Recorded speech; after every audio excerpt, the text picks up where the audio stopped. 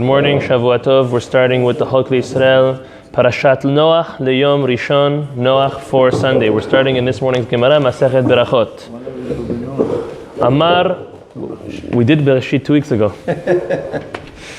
Amar Rav, Kol hanoten shalom lahavero kodem shitpalel kilu asao bama. Anybody who greets, this is the famous Gemara, anyone who greets their fellow before they pray, we're talking in the morning, it's as if you made the individual an altar in reference to Avodah Zarah. Shenemar, Hidilu lachem min ha'adam asher neshama be'apo ki vame nechshav lo, al tikri vame ela bama. So the Gemara learns from the Pasuk in Yeshayahu that you're turning that individual that you're greeting before you greet HaKadosh Baruch Hu, before you give your thanks and your praise and your prayer to God, as if you made him an altar for Avodah Zarah. That's why I say Tzafra Tova this morning. That's what? Yeah, that's the way to say Tzafra Tova. It means have a good morning. It's not as a greeting. But wait, we'll see. The Gemara doesn't end off with this. This is just the Havamina of the Gemara. Ushmuel Amar, Bame Hashavto Lazeh Velo Leloah. He learns the pasuk different, not as a Bama, but rather you consider this individual as a God, rather than an individual by greeting him before your own God. Mativ Rav Sheshet Baprakim Shoel Mipnei HaKavod Umeshiv. Oh, Gilad, what does that mean? Mativ Rav Sheshet asked from our Mishnah that we know so well, the first Mishnah of the second Perek of Brachot that we are learning. Baprakim Shoel Mipnei HaKavod Umeshiv. What does that mean? Baprakim, in between the paragraphs, we're allowed to initiate a greeting because of honor. Umeshiv, and then umeshiv, it depends who you hold like. Is it meshiv the same amount, the same level, or even one lower? Right? Remember the machloket? But either way, we see umeshiv, shoel mipnei hakavod. You're allowed to greet. If you're allowed to greet somebody in the middle of your prayer, why are you not allowed to greet someone right before the prayer? You still did not do your amidah, you did not do your prayer in completion. As follows. No. The only time it's considered wrong, or it's considered as if you are turning the individual into an altar, or into a Eloah, into a God, is when you go to his house. You go to his house to greet a person. It's a whole to-do to greet somebody at their house before Shacharit. That's when it's improper. You first should be greeting and going to the house of God before you go to the house of someone else. Now, we're not talking about somebody who needs to take someone else to the airport before Shacharit, or you have something as such. We're talking just like going to make a greeting for somebody. It's not proper to be done before Shacharit. Like going for coffee by someone's house. That's for sure. Yeah.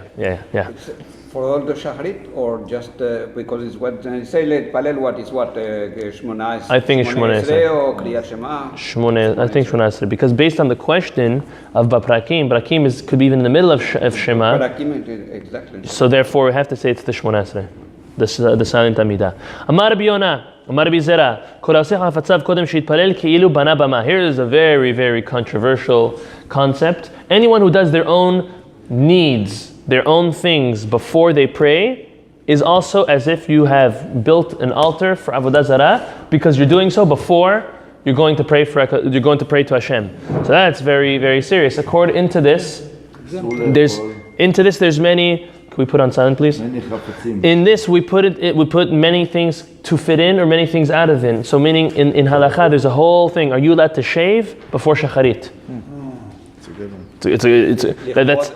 So there we go. Are you allowed, we'll answer them, but are you allowed to take a shower before Shacharit? Answering emails, answering calls, making calls, sending texts, sending emails. Are all these things allowed or not allowed? Or what about this? Putting up a painting before Shacharit. Taking out the garbage. What is allowed and what isn't allowed? So, the concept is as follows. Like Moises said, if anything is lichvod the tefillah, and for the honor of the prayer, it's allowed. Showering, nowadays everyone gives you a carte blanche to shower for the tefillah. If you don't come clean, then restrooms a chiyuv. It's not only an allowance, right? But showering is definitely allowed. Shaving still amongst the poskim today is a big controversy. There is a leniency to shave if a person has a set minyan that they go to pray at, and they're not running late. So meaning, let's say they know the minyan starts at 10 to 7 now, right? And you're at 6:30, and you know it doesn't take you 20 minutes, half an hour to shave. It takes a couple minutes. Then one would be, again, not everyone agrees with this, but there's definitely what to rely on in order to shave before shacharit, since you have a set minyan to pray. It's similar to eating a bread meal in the middle of the day. You're not allowed to eat a bread meal if the time of mincha has come and you haven't prayed mincha yet. So what's our allowance? Or even better, arvit. You can't eat a meal at night until you've done Kriyat Shema Shel Arvit. So why are we not so diligent on this? Because we normally have set minyanim to pray shacharit, mincha, or arvit. And since you have a set minyan and it's part of your routine, it's part of your automatic, therefore you're allowed to do some of your own stuff, which, again, if a person comes very hungry to prayer, it's not nice. If a person comes unshowered, sometimes unshaved, all these things add to it. Now, answering emails and sending texts and all that type of stuff, again, it depends the mode a person gets to when they start working. It could be a difference between doing it on your phone to sitting at your desk in front of your computer. Again, it really depends on the person. The minimal amount. Well, imagine if you wake up and you're texting people to come to shacharit. If it's Hashem for sure. If you're texting people to come, if you're calling people, anything like that, then it would be allowed. But answering your work emails or all these type of things, again, depends on how strenuous, how involved the person gets and how much time it really takes. Some people, they get one email, so one email it's okay. But some people, they get 10, 20, 100 emails. That we get carried with this. That's the hard thing. As it gets carried on, then you open up Facebook and then you open up YouTube and the next thing you know, it's 7:30. Like, whoa, mincha shacharit was 40 minutes ago. What happened? There's something that we have to. But it's similar. That we have to pay attention to. Okay, next. Do you think it's okay to shave? Like you're preparing yourself for Hashem? So ready. There we go. So that's also but not at the cause of being late for shacharit though. Yeah. Okay. Amarle. So back. Okay. Amarle bama ka'amart. You're telling me that it's considered like a person made an altar? Amarle lo asur kamina. No, it's not as bad as making an altar when you do your own needs before shacharit, but it's still prohibited to do so. V'chidrav idi bar avin, damar avidi bar avin, amar Rav Yitzchak bar ashian. Asur lo le'adam la'asot hafatzav kodem shitpalel. As it clearly said in the name of Rav Yitzchak, that a person is not allowed to do their own needs before they pray. Shneimar, tzedek lefanav yihalech v'yasem lederech pe'amav. Person first has to do what's just and what's proper, which is pray, and then he goes on his way to do his things. Ve'amar Rav Idi bar Avin amar Rav Yitzchak bar Aishan, kol mitpalel v'yotze lederech HaKadosh Baruch Hu oseh lo hafatzav. Anyone who prays before they leave, before they go out on their day, or even traveling, more importantly, HaKadosh Baruch Hu will do what has to be done. Shneimar tzedek lefanav yalech v'yasem lederech pe'amav. Hashem will take care of it. Amar Rabbi Elazar, mai dechtiv ki avarecha b'chayai b'shimcha esa kapai. What does it mean when David HaMelech wrote, HaKadosh Baruch Hu will bless you in your life with His name, and He will esa kapai, He will raise your hands as follows. Ken avarechecha b'chayai is Kriyat Shema. When Hashem, what does it mean that Hashem will bless you in your life? That's when one recites Kriyat Shema. B'shimcha esa kapai is tefillah, referring to tefillah. Ve'im oseken alav ha'ketuv omer kemochel v'adeshen tisboa nafshi. If a person does so, the continuation of the pasuk over there is like HaKadosh Baruch Hu will bless the individual with fats. Chelev is fat, which means bounty and good things. Deshen is also produce from the ground. Tisba nafshi. And the person will be satiated from so. Velo od ela shenochel shene olamot. A person inherits two olamot, two worlds, olam hazeh and olam haba, when they constantly every day do Kriyat Shema and they pray shacharit. Shneimar v'sifter alanot yehalel pi. Those who utter the praises of God and praise Him, Kadosh Baruch Hu will surely take care of them. Moving on to today's Mussar. Today's Mussar, a lot of excerpts from the Zohar, so it might be quite interesting, however, quite scary at the same time. הדברים אשר ייתן ליבו כדי שישוב בתשובה הם. So the Mussar this morning says these are the following things that a person should pay attention to, Yasim libo, pay attention to, in order to do Teshuva. To come back to God. שידע כמה מיני פגם עושה לו ולנפשו ולכל העולמות בהיותו חוטא. In order that a person knows how many horrible things and severe things that a person does to their own neshama when they sin, when they transgress. האחד, פגם בגופו שהוא חותם תבנית המרכבה העליונה. When a person, לא עלינו, sins with their body, then opposed to, let's say, sinning with their mind or sinning, if a person does a physical sin, chas v'shalom, they are tampering with and distorting the seal of HaKadosh Baruch Hu that is on our body. Now, many will refer to this as only ideas with the Brit Milah, but it's anything. Our body is a stamp, a sign, a seal of the Merkava of HaKadosh Baruch Hu. That can mean many different things. It could also mean that we're created in the image of HaKadosh Baruch Hu. That also we know that there's 4 images on the Merkava, on each of the legs of HaKadosh Baruch Hu's throne in Shamayim, and one of them is a man. Does anyone know who that is? Which one? Which? I'll give a hint. Which one of the Avot? Yaakov. Yeah. Yaakov Avinu. No, but Yaakov Avinu, because he was Ishtam Yoshevu Alim. He was the perfect of the Avot. He stroked the proper balance, and therefore, that's also another idea. What that means, that you are tampering with the seal of HaKadosh Baruch Hu. The human being is also one of the chotamim of HaKadosh Baruch Hu. Now, v'amru b'tikunim, it says in the tikunim of the Zohar, Vayle man de'achish komte be'ovadin bishin de'achish palmaria Dil'ela. Woe to one, Vaile, to one who sins and ruins their height. They take down their height from all of the bad things that they do, that they are Akish v'Palma Delia is tampering with and distorting the throne in HaKadosh Baruch Hu, Hashem. V'chol ever shelo nitkan karaui chozer lavo alav begilgul. Each and every body part that a person has not fixed up in this world, they'll have to come back as a gilgul, as a reincarnation, just to fix up that. So if a person did everything good, but just their left hand was no good, or their right hand was no good, or they didn't keep just their eyes, just on account of that, a person will be obligated to come back to this world as another reincarnation to fix that up. V'chol neshama peguma. Next thing he says. It's not only to do the mitzvah, but it's also not. But they said the body, each part has a mitzvah. It's like Yes. Any neshama, any soul who is ruined because of their sin, the Shekhinah does not come to it. That's a very, very scary concept. The importance of doing Teshuva in order to. Now we all know that Hashem always accepts our Teshuva, but until at least a person exerts the willingness to do Teshuva, Shekhinah is not by that individual, and that's why many people sometimes say, why I have no blessing in my life, why I have no success, why is everything not going wrong? Because a person, it's a very scary thing, but a person has to at least have the right intentions to do Teshuvah and hope to go in the right direction. Shneimar, kol ish asher bo mum lo yikrav. Anyone who has a blemish will not come close, or Hashem will not come close.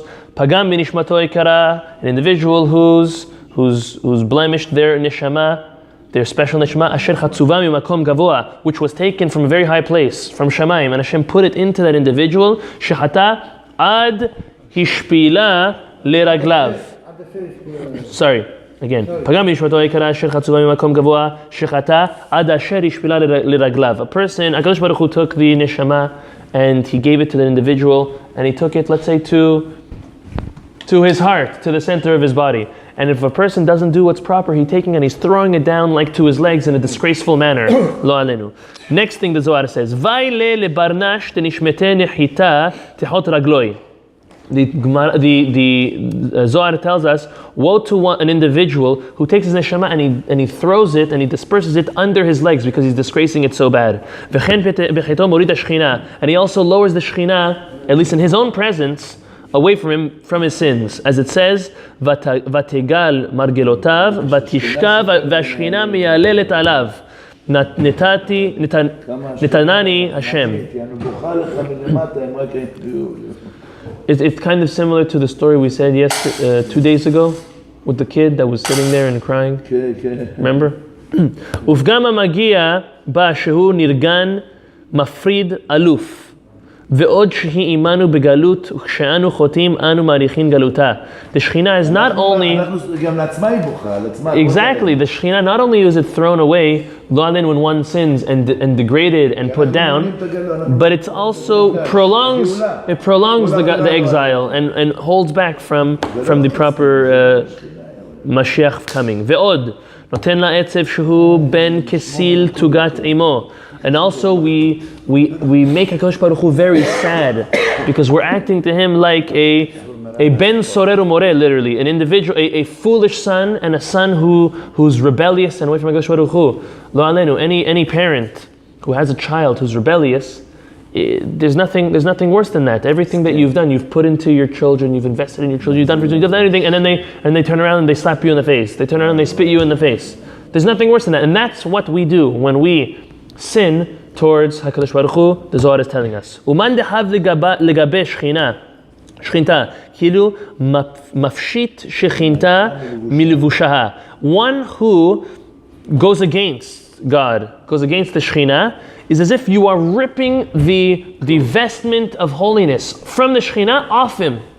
Ki'ilu, obviously you can't, but that's how severe it is. Imagine you go to the king, and amongst you insulting him and using harsh words, you go and you rip his cape off, or you take his crown off, and you take off his clothes. What could be more insulting to the king than such? And anyone who fulfills the mitzvot that the Torah tells us,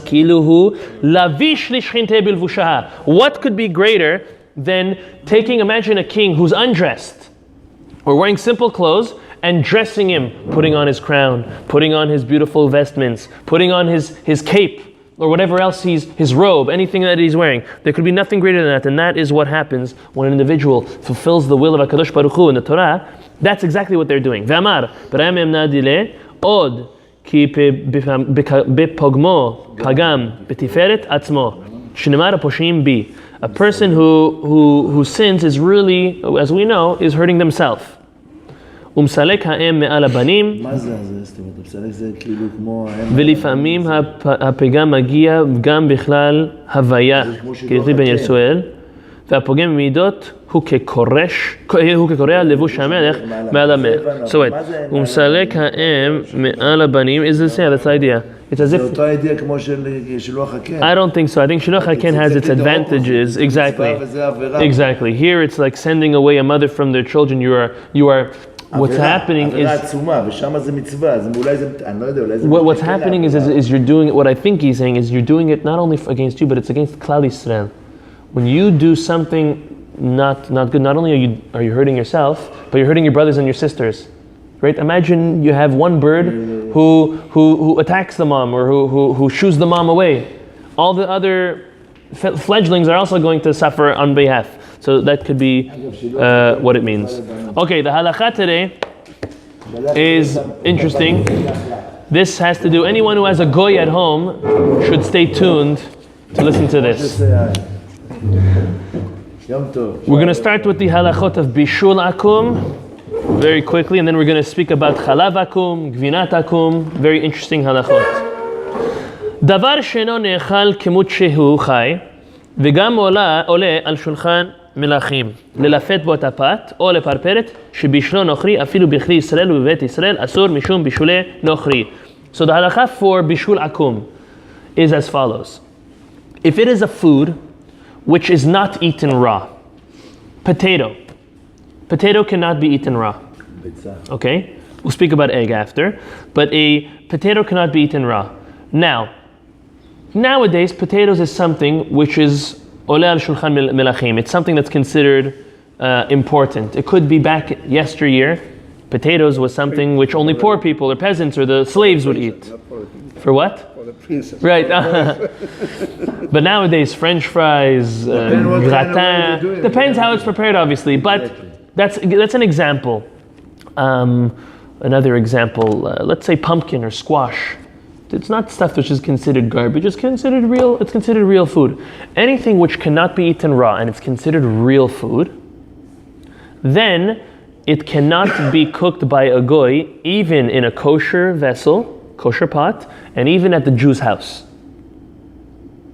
Okay, we're gonna learn the way to how to do it, but the overriding rule, the concept is, if it cannot be eaten raw and it's something that's important or of any importance, then now you have an issue of bishul hakum. For example, carrots. Meat's the best example. Very good. Carrots, let's do carrot and we'll go to meat. Carrots can be eaten raw. So specifically, according to the letter of the law, if you have a non-Jew at home and they cook a carrot in your pot, they turned on the fire, they did everything, you could eat that carrot and you could even use that pot again. Why? Because the carrot is something which could have been eaten, or you didn't need the goy to do that for you. Fish, depends what type of fish. The fish that we eat at sushi very often sometimes is lightly smoked or something's done to it. It depends. Nowadays still, if at home, if they're going to take and turn it on and cook for you, we have an issue with that. I mean, you're not... Still. I just want to understand why not... let's go back to the vegetable. Why they cannot cook the vegetable? Which vegetable? I mean, batata chilwe. Because you need them to cook it. If they wouldn't have done it, meaning the carrot, you didn't need it to cook it. You would have eaten it without them. This potato now is only rendered edible because they're the ones who cooked it for you. Just because they did. There we go. That's so good. All of this, the whole idea... What's the difference between if they cook it and they do salad for you? She make a salad. Oh, okay, so tell me like this. First, now tell me, what's the reason? Why is bishul goy not allowed? They're gonna mix it with something, I think. There's a couple, very good, that's one reason. There's two main reasons. Reason number one is that, because they might put non-kosher things in there. And because together, halal and basar and stuff like that. That's the same idea. The second idea is that because of their cooking, they're going to draw your attention and you're going to become very beloved to the goyim, and you are going to either give your son to marry their daughter or take their daughter to marry your son, or you marry their daughter. And intermarriage. Anything. Well, I'll tell you, what's the key to a man's heart? Through his stomach. Based on that concept, stomach or the other part. Yeah. But again, if you don't have meals with goyim, or if they always have to come to your house, or you have to go to the kosher restaurant, it's already limited, then you are already putting a nice barrier between you and them, which will prevent. It's like shomer negiah. If you don't shake women's hands, if you don't touch women at all, the chances of you falling and doing something which is much worse than that are saved because you put a fence already. Right. So this is a fence Hachamim instituted. They instituted you cannot eat the food of goyim because they might put some non-kosher ingredients in there by mistake or even on purpose, and because to prevent intermarriage. Now, salads. When's the last time someone made you a salad and you felt enraged or overly beloved for them? I tell you, compared to... I tell you, I have a chdama, she makes ceviche, the best. I don't know what ceviche is. Ceviche is raw tuna. Raw fish with lemon and it's spicy, the best. Yeah, but it's not raw, is it? It starts as raw. Everything starts as raw. Before I cook it, it starts as raw. No, they don't cook it. And it's cured in vinegar, basically. Well, that's called cooking. Salt, vinegar. It's not raw. So therefore, if you have a goy or a goya take a raw piece of fish from the freezer and cook it for you, you can't say I would have eaten it raw. You wouldn't have eaten it raw. It's different than what they serve for sushi. So again, fish. So anyways, again, cooking is something which brings, like a lasagna, a steak, something of satisfying, something of real worth is something which connects more than a salad, and therefore bread also is something which has an isur of pat akum. And that's not because of a scare that there could be ingredients mixed up, because bread is quite simple. There's really nothing to bread. It's flour, water, yeast, eggs, salt. There's nothing major to it. They could, so that's why pat palter is allowed, meaning the bread of a baker who wouldn't put extra stuff inside because that's not his ingredients, and also he wouldn't want to be caught because that would ruin his business, would be allowed. But a pat of the bread of someone's house, a goy's house, you would not be allowed to eat. So there's a little more lenience by bread. Now, back to this concept over here. It's those two reasons, and therefore. About the kids of the goy And mine? already married. So what if the goy has no kids? What if the goy's a man? Okay. Man, no kids, nothing. Still not. A, because we don't make a difference. B is who says he doesn't have a cousin? Right? You were thinking. Definitely has a cousin. Definitely something not kosher going on. So therefore, we don't make. Therefore, I mean, when they made a rule, they didn't make a difference. They didn't say, okay, check the guy, check if he has any friends, if he has any cousins. It's one size fits all. That's the basic halacha. By a bitza, an egg, it's a little different because bitza afar pishuria legom'a chaya. Even though you could swallow an egg whole, and it's not unhealthy, and chazanim used to. Nowadays, very few do, but chazanim used to swallow raw eggs, even though im bishela nochri asura. Even though it could be eaten raw. And it would be somewhat normal for certain people to be eaten raw. If they cook eggs, it's still not good. Why? Because for the vast majority of people, they don't eat raw eggs. So we go over based on the majority. So the majority of fish, besides for sushi fish, is, as you said, treated or cultured or something to it. The vast majority of fish is used to be cooked. So if anyone, let's say a goy at home, open the freezer, take out fish, let it defrost, or raw fish, whatever it is, and they cook it, you cannot eat that fish, and that pot now needs to be machshir. It has to be kosherized. So what about the ceviche? It's a regular fish, you put it in lemon then? But she didn't do anything to it. She didn't make the ceviche. She just cut it. Yeah, the lemon and the vinegar. It's not the cook. 7 minutes. No. But you don't buy the fish you buy for ceviche is not the same fish your wife buys to make a dish of fish. Yeah, yes. It's a white fish. No, he's asking if she can do the ceviche, which is like Do you salad, understand? Yeah. Could she make it vinegared and? It's like the salad. Yeah, only bishul was prohibited. Only bishul. I think it was been cured, but he's saying she's curing it at home. I mean, like you said, it's not raw. It has vinegar, salt, and... No, he says that she buys it raw, and she's the one who cures it and vinegars it at home.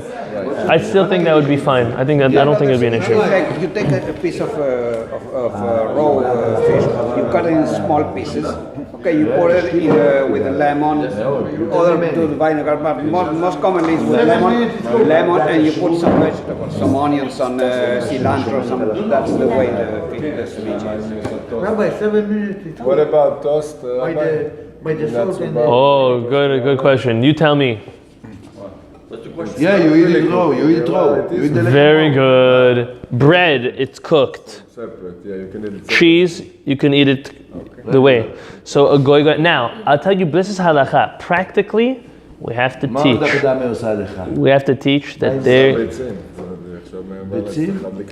So we'll speak about that. But in general, we have to teach whether it's maids or any goyim or goyot that are at the house, not to initiate any cooking utensils.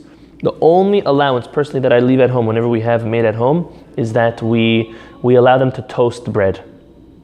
To use the toaster, not even the toaster. I mean, the toaster oven, yeah, we have less, but not the oven. Even though there's no difference, so think of it: a toaster oven that you let them turn on to heat up their bread.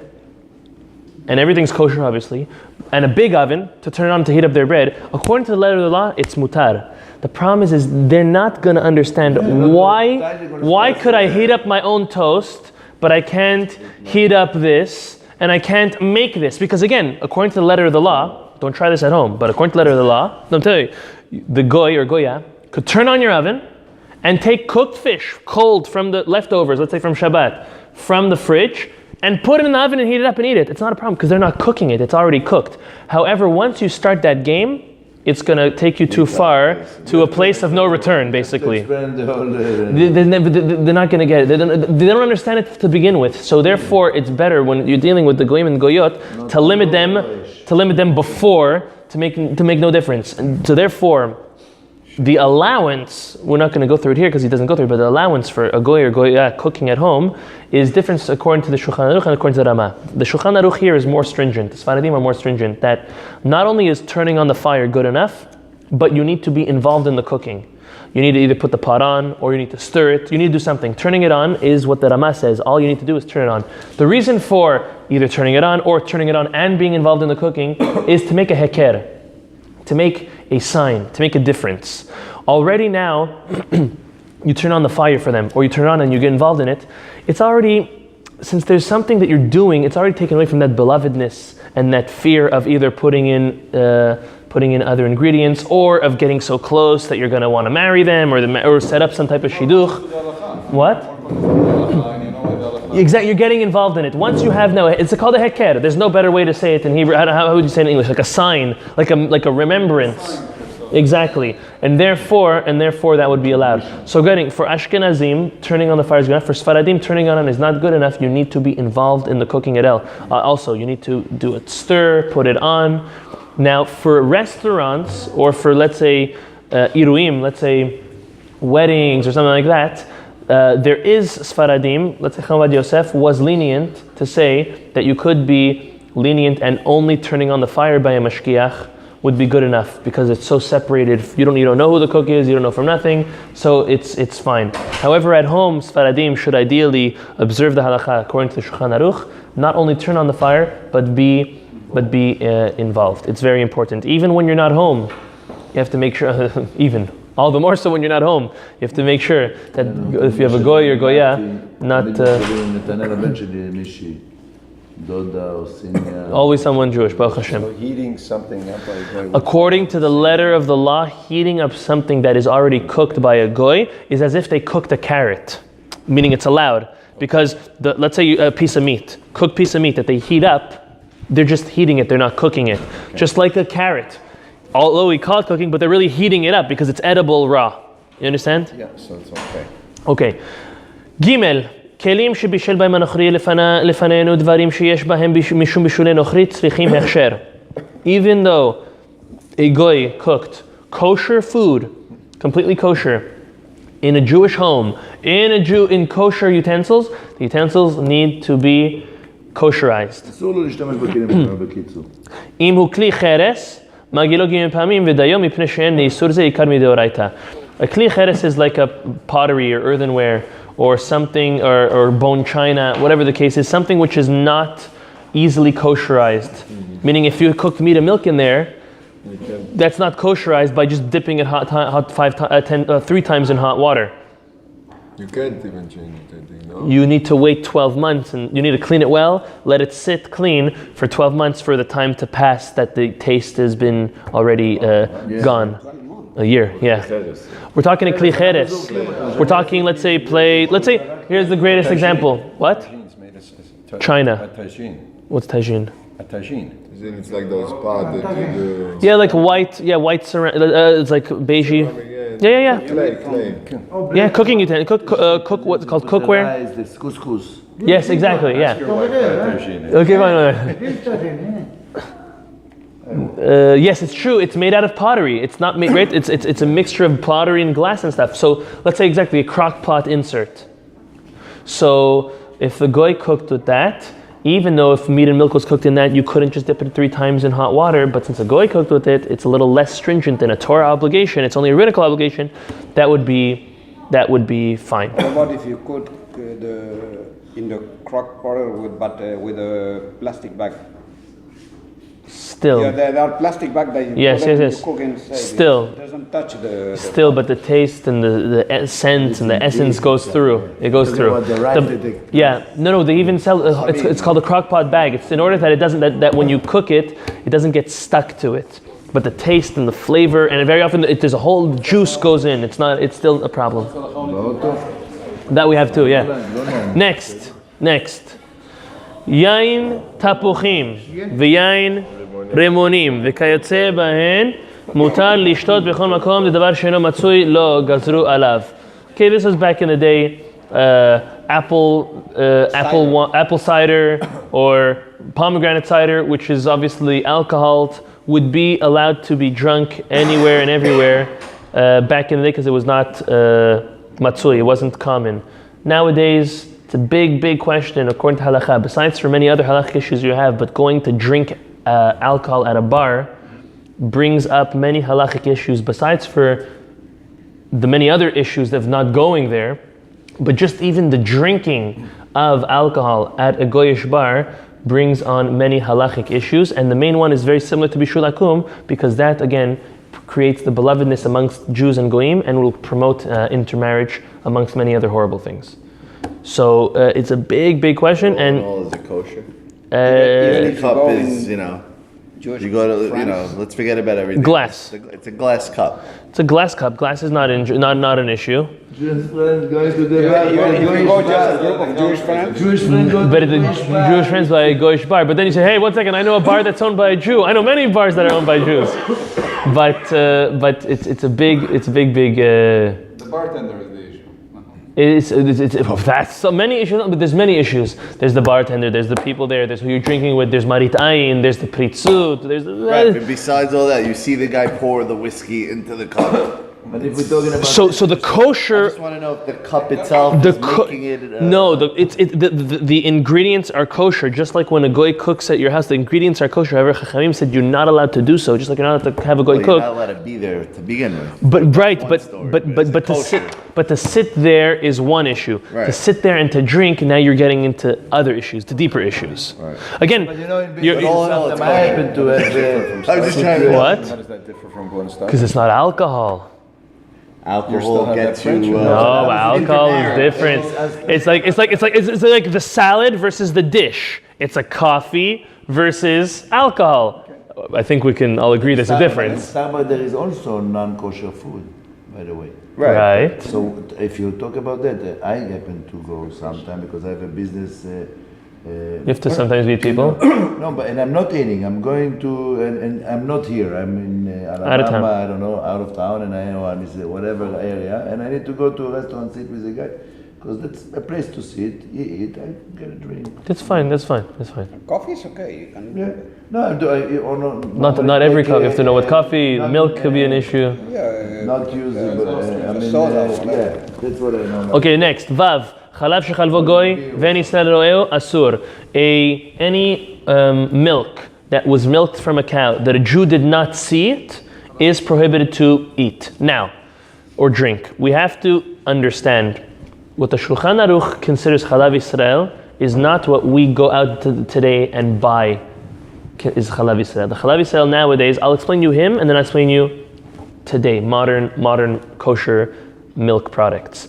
Back in the day, the milk was very often mixed up with non-kosher milk. Milk of a cow is kosher, but pig, camel, all these other things. Well, every animal has milk, right? Mammals have milk. So there was always the fear that they would mix up non-kosher milk in kosher milk and come and say, hey, this is the milk from the cow. So therefore, well, that's modern. But back in the day, there was a very much easier circumstances to mix them up. So therefore, the Shulchan Aruch says a Jew would need to see it. Nowadays, we have the concept of chalav stam and chalav. We have three. We have chalav akum, chalav stam, and chalav Yisrael. Chalav akum means non-kosher milk. That's milk with no hechsher on it. That's milk that nobody can testify that it's most probably kosher. Then there's chalav stam. Chalav stam means a Jew did not see every moment of its milking. However, let's just give an example. The OU is on top of that plant, that plant is known and regulated by the FDA, that there's only cow milk being brought to that plant and produced in that plant. Chalav Yisrael is more stringent. Are those who are of the opinion that that's not good enough to rely on, that we actually need a mashgiach tmidi, kind of like a meat restaurant, a constant mashgiach at the milk plant, and that's called chalav Yisrael. Chalav stam is kosher.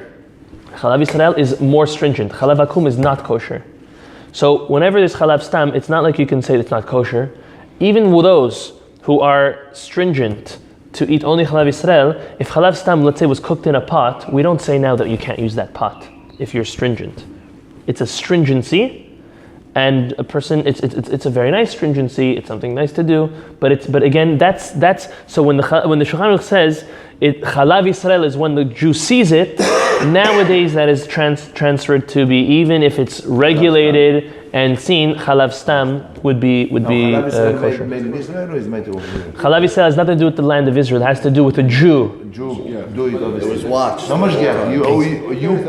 OUD is a mashgiach. No. They're all doing it, no? OUD means that a mashgiach has been to the plant and goes from time to time to the plant, but is not constantly there. OUD, Chalav Yisrael, is that there's a... OUD, it's Chalav Israel, it's not with you. No, it has a D. D means dairy. Dairy, but it's no U, it's not the U. The U belongs to the U. Of course there is. There's many products that are OUD and they say Chalav Yisrael. You can find cream cheeses like that. You can find many things like that. Yeah. It says under it in Hebrew. No, but if there is a cow, from what I heard one time, and the cow is wounded, and she gives milk, are we allowed to drink her milk? Wounded cow. I don't think there's an issue. There's an issue. There's no basar, there's a Yeah, challah. but there's... I don't know. I'm not familiar. Okay, last halacha. גבינות הנוכרי אסורים מפני שמעמידים אותם בעור כבת שחיטתם שהיא נבלה ואפילו אם ידוע בעשבים אסורה. So, this is also very different nowadays. But the way they used to make cheese back in the day, well, yeah, everyone knows you can make cheese out of socks or in socks. Let the milk ferment in clean socks, obviously, right? You've never seen that? Okay, it's a famous concept. Or you can have them ferment in asabim, in different type of weeds or plants. There's another way to make cheese, is to let the milk ferment in the intestines or in body parts of animals. Rennet is an enzyme that comes from there that they put that we're scared that they might put it into the cheese when they make cheese. But goyim were what? Nowadays they use vegetal. Right. Back in the day, goyim you were not allowed to buy cheese from goyim because we were scared that they would make it from a non-kosher way, like putting it in their non-kosher animals, or even in a kosher animal that was not killed, in the intestines. And therefore, even if you see it right now in some type of weed or vegetable, grass, who knows what, fermenting process, we would still not be allowed to buy. Today, again, it goes back to the milk. There's Chalav Yisrael cheese and there's regular cheese. And even the regular cheese, again, it's in an enclosed environment, in a factory that's overseen by mashgichim. Again, not on a constant basis, but maybe either via camera or via pop-in visits. And therefore, that's why you have OUD, and then you have Chalav Yisrael products that are all kosher. Baruch Hashem. Baruch Adonai Le'olam.